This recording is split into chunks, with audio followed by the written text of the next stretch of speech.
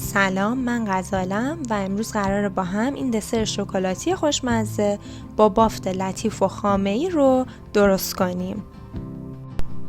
برای درست کردن این دسر نیاز داریم به 3 عدد زرده تخم مرغ، 12 قاشق غذاخوری شکر، 3 لیوان شیر، 3 قاشق غذاخوری پودر ژلاتین، 3 قاشق غذاخوری پودر کاکائو، نصف لیوان آب سرد و 1 لیوان خامه صبحانه یا خامه فرم داده شده و 1 کوچولو وانیل.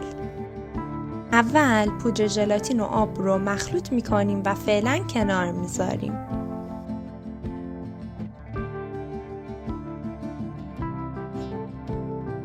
زرده تخم مرغ، وانیل و شکر رو با همزن میزنیم تا کرم رنگ و کشدار شه.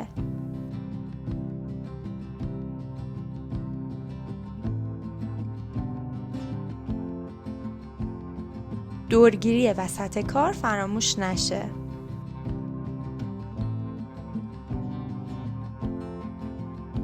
بعد پودر کاکائو رو روی موادمون علک کرده و مخلوط میکنیم.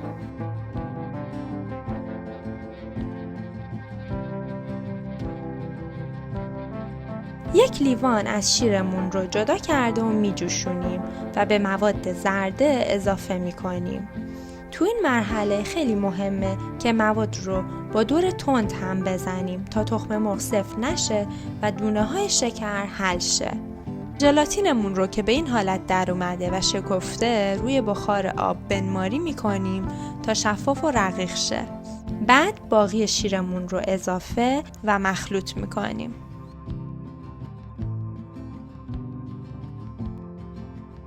و ژلاتینی رو که روی بخار آب بنماری کردیم رو هم اضافه میکنیم و در نهایت خامه رو هم کمی روی بخار آب نرم کرده و بعد به موادمون اضافه و مخلوط میکنیم.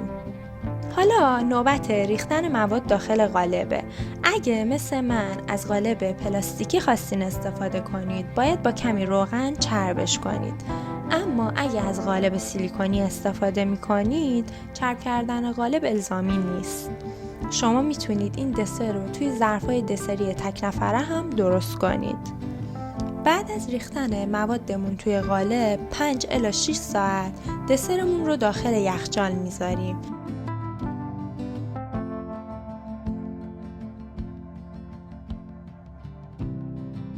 و وقتی دسرمون کامل بست، اول با نوک انگشتمون کناره های دسر رو جدا میکنیم و بعد به مدت چند ثانیه قالبمون رو داخل ظرف آب ولرم قرار میدیم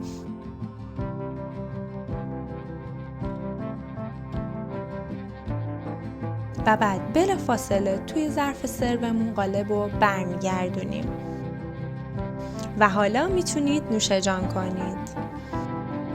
این دسر خیلی خوشمزه است. حتما پیشنهاد میدم درست کنید و اگه درست کردین و دوستش داشتین برای دوستاتونم بفرستین. همچنین اگه سوالی داشتین میتونین توی کامنت ها ازم بپرسین.